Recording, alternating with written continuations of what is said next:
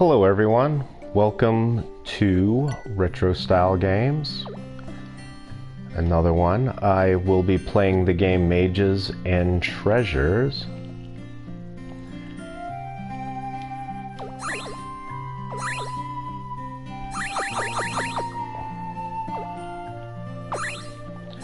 I do apologize, it's been a while since I've played this. I'm trying to figure out the button configurations. Evidently I have 100% of this game done somehow, even though I am at 28 out of 30 chests opened. How do I get out of here? Oh, there we go.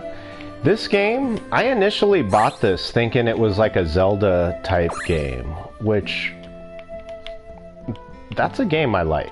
You know, I really did enjoy a lot of the, you know, I was hoping this was a Zelda clone, I guess is what I'm saying. Okay, that's what you do. But after playing through it, I find that it's not even close to a Zelda clone, because in order for it to be a Zelda clone, it would have to embody a lot of elements that you find in a Legend of Zelda game, and this, although it shares this top-down view and it has cutesy graphics in this, you know, in this 8-bit style, 8-bit slash 16-bit style. I wouldn't quite say this is 8-bit because the color palette dictates that. Not just the amount of pixels you can cram on the screen. Although that used to be the determining factor. But anyway, aside from this not being a Zelda-like game, this is actually more of a puzzle game, if anything. You do a lot of puzzles in this game, and a lot of them are just solving a specific thing to get past a certain point, kind of puzzles. You get obstacles like this. You do some exploration, so I mean, there are puzzles in Zelda games, there are, but is this a Zelda game though? Can I call it that? I don't think I could, honestly. It shares some aspects of it, like I've said, you know, top down, it's cutesy, much like a lot of the Zelda games. And there's a little bit of, there's a lot of exploration, I should say, involved in the game. But as far as that goes, that's where all the similarities end between this and Zelda, in my opinion. So yeah, that's why I bought this, thinking it would be Zelda-like, but I was pleasantly surprised it to not be. I did play another one though, however, that was it's like Shalnor Legends. And that game, I got to a certain point and then just was frustrated by the gameplay of it all. One of the things that bothered me most about that game actually is there's a whole section in there where you can barely see anything on the screen, and I have an issue with that. I don't want to play a game where I'm getting killed a minute after stepping into a new screen because I can't see the enemies. And there's a spot where you just get bum rushed by these ghosts and they explode next to you. Not fun. So I don't know who designed that particular level in that game, but they need to be strung up and taught the error of their ways in video game programming, because that's just terrible. That's no way to program a video game, to be honest. To make such a level so inaccessible like that, unplayable, is almost actually unplayable is what is a great description of it.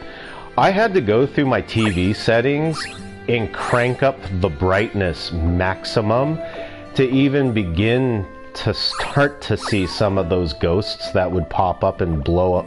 You know, they'd suicide bomb you to death. It's not fun to play like that. It's not fun getting killed by something you don't see. I mean, who...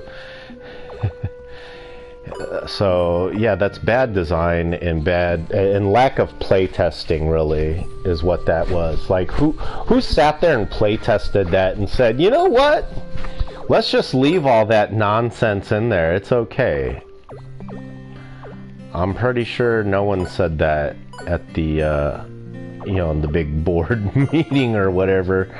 I'm pretty sure it wasn't a big board meeting, but I'm pretty sure there was a get-together of some sorts with some of the folks working on it, and I'll tell you what, they really failed us as the consumer and as the player in providing us a product that... Oh, I can go through there. Oh, here's the credits. So this game is brought to you by a couple of publishers. Prominently, I think LightUp did most of the work on this, but Ratalaika is who worked on this. And I'll be honest with you, a lot of the games that that particular publisher does, Ratalaika, I have either really liked the games or they're absolutely uninteresting to me. There's no like, they make an okay game. It's either a game I'm gonna like or I'm gonna just rag and trash on. So I don't know how anybody would take that kind of a assessment or review or whatnot, but that's how I feel about their games. And I don't mean it in any kind of negative connotations, but it's just when you guys make a stinker, it really stinks. And when you guys make a good game, it's a good game. And I would classify this as a good game. I didn't see any laziness. Not laziness, but I didn't see what one of my biggest pet peeves in these retro style games, which is pixel turning. Pixel turning drives me up the walls because I don't believe that it. I don't know. I feel like it is lazy, and maybe it's not. Maybe it is harder to program the pixels in a flash format like that so that you can turn the image in any direction you want. But honestly, in my opinion, I think it's lazy. I really do. And it's unappealing visually to see things like that. I don't know, it's just, why would you put that in the game like that? And you know, why wouldn't you animate that? Instead, it's like a shortcut that's been added into the game. Or I'm concentrating at the same time, but it's a shortcut. It's a technique that just shortcuts things, and I don't like it. I think it looks awful. And it takes me out of the immersion that I am playing like a classic styled game, you know? It really does, you know. It makes me realize, oh yeah, this is a new game, so not only am I taken out of the immersion of playing, you know, a game that could have possibly came out when I was a kid, but it also ruins the illusion. Ruins the illusion, takes me out of it, and I don't like that. You know, it makes me feel like I am playing a newer game as opposed to as if I was playing, as if I were to play this on a Super Nintendo or an NES, on a console deck, you know. So yeah, those are my thoughts and concerns on stuff like that. But yeah, as far as this game goes, it's a bit on the short side. I think I beat this. I don't know. I died a few times, so I mean, I did spend time on this, but I beat it. I want to say it was less, or I want to say it took me about less than an hour of gameplay till I beat this game. Maybe not. I don't know. I think a player could easily beat this though in 45 minutes if they're really good with their reflexes and response. As far as a player like me goes though, I think I did beat this in like a couple of, maybe it took me a couple of hours. But I did beat this in one sitting though. I did play it, sit down and play it, and then I was like, oh wow, that game's awfully short. Yeah, I can go back and open up some of these treasure boxes I didn't the first time around, but why bother? I've already beaten the game. I've already gotten everything out of the game that I could possibly want.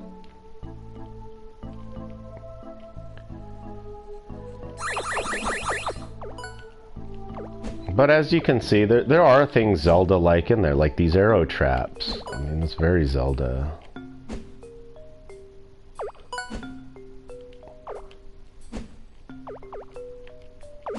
As well as, you know, this classical top-down view. That's extremely a Zelda trademark right there.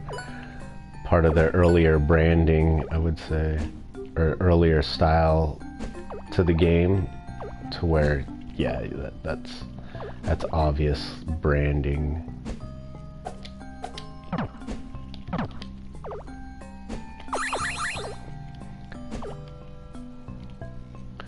I don't like that the, you know, shoot the fireball button is where it's at, because it's counterintuitive to where I like it placed.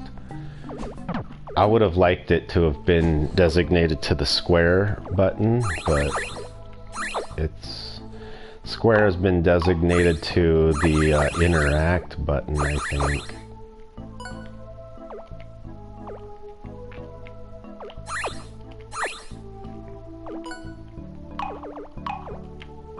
Whoop. And looking earlier, I was trying to see who published this. I ended up having to Google it.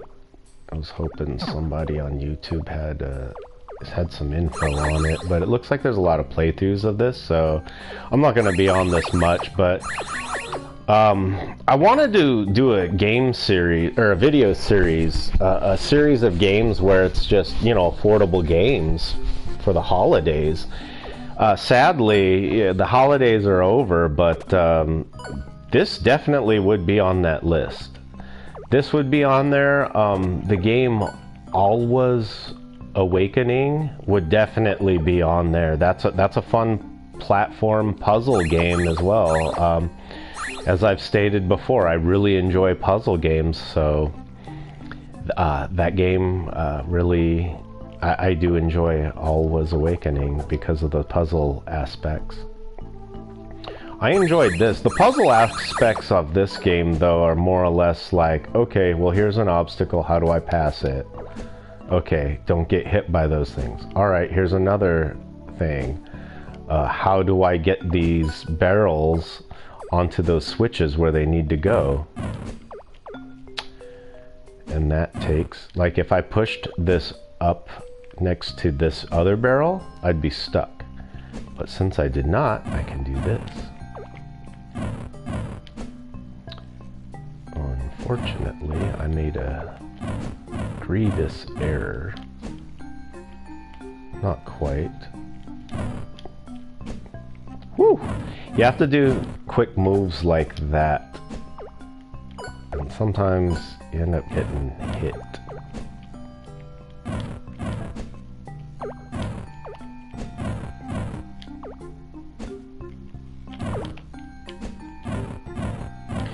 But yeah, as far as the puzzle aspects go in this game, I really enjoy them. They're not too hard and not too, they're at a great difficulty level. Like this is part of the puzzle. Okay, if I push this here, now I can't get behind it. I'm screwed. I have to leave and come back to redo that. Same as if I,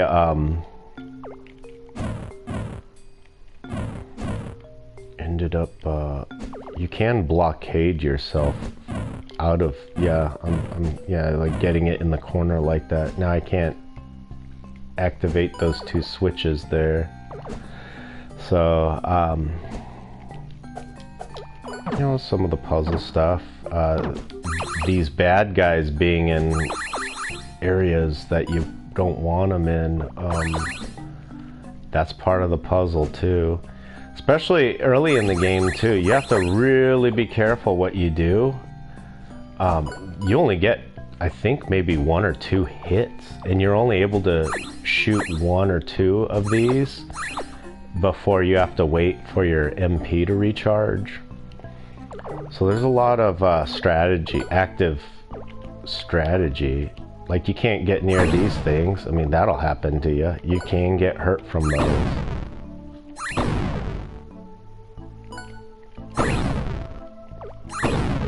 There's a really good mapping system in here. Whoops. Let you know where you've been. I mean, there's no rhyme or reason to that map design, though. I was kind of hoping like it would make an interesting shape, but all I see is just a blob with a couple of open spots in the middle. Okay, so it looks like I played for 4 hours total. So, okay, so yeah, I did beat it in one setting though, so that is true. Whoops. But how I beat it though, that's a little different.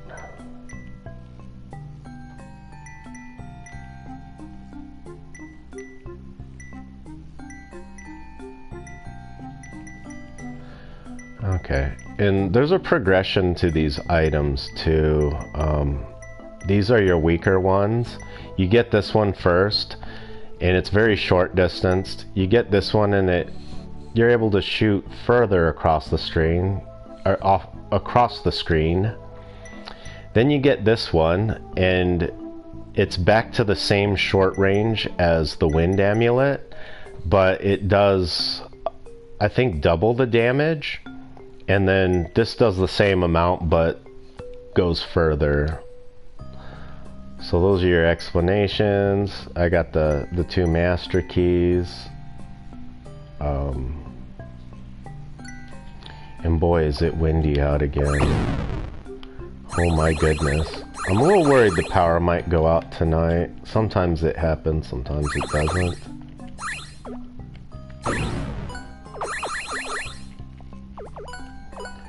I don't really remember much of this area here. Probably because I breezed through the game. So I didn't really spend too much time on the game. You have to do things like this to hit, that's part of the puzzle too. As well as avoiding these guys, because they will bum rush you and then just, they will be on you like a pit bull, like a vicious pit bull. But yeah, there's these interesting puzzle elements like that.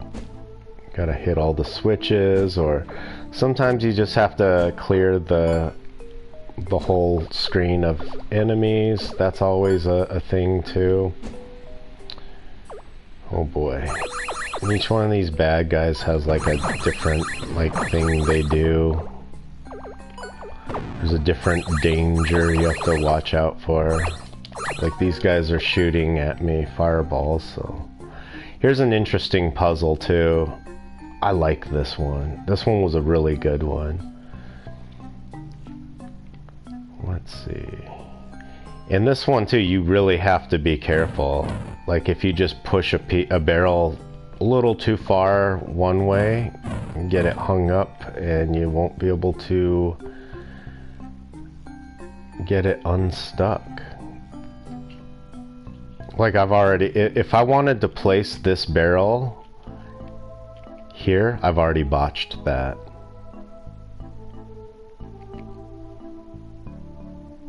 Or have I?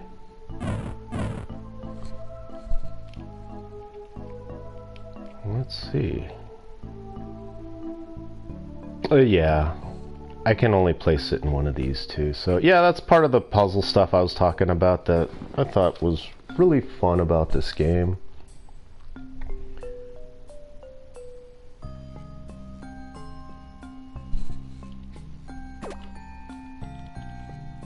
Oh, I just missed that potion too. Oh well, it's okay. I'm not saving this. Like I said, I've already beaten this game anyway, so this is just for review purposes. Well, I think that's it for that. I don't really have a whole lot to say about this. I didn't really have much negative to say. So there aren't too many criticisms I have for this, critiques, whatnot, except for the fact that I really enjoyed these puzzles that they put in here, and so that this is not another Zelda game, not even close. It's not even Zelda-like, except for, like I said, the couple similarities, like the top-down gameplay, and the fact that this too is also an adventure game. And yeah, there are some puzzles in Zelda, but this is more puzzle forward and less focusing on bosses and action. This is more thought provoking as opposed to reflex dependent. A lot of outside the box thinking. Well, in a way, yeah, you have to be able to. I can see people that getting stuck, like, I don't know what to do with this barrel. You know, I got a couple of these switches hit, but this happened, you know. Like, easily you can botch this up by going like that. Now the whole puzzle's ruined, you know. Actually, no, because I could do this, couldn't I? I could fix it, but at the same time, you could really botch it up to where it's unfixable. Well, that's all I really have to say about this game, to be honest. So, I think I'm going to call it for this. There's not much to really show, and if you want to see more gameplay of this or a walkthrough, there are plenty out there already. So, and again, this isn't even a walkthrough video. This is just me giving my opinions of this game, and just stating that this is a really fun game, especially for $2 that I paid for it. I mean, you really can put a price on games, but should you? I don't know. Doesn't change its value, I suppose. Ugh. Alright, that was stupid. And I've died. Oh well. Add another death to the many. What am I up to now? 66 deaths. Alright, I think that's going to do it for this video. If you liked the video, please leave a like. If you didn't like the video, leave a comment below and tell me how you feel I can improve the channel, or the videos, or both. So with that said, have a good morning, a good day, or a good evening, depending on where in the world you are. Take care, and I'll see you next time. Danny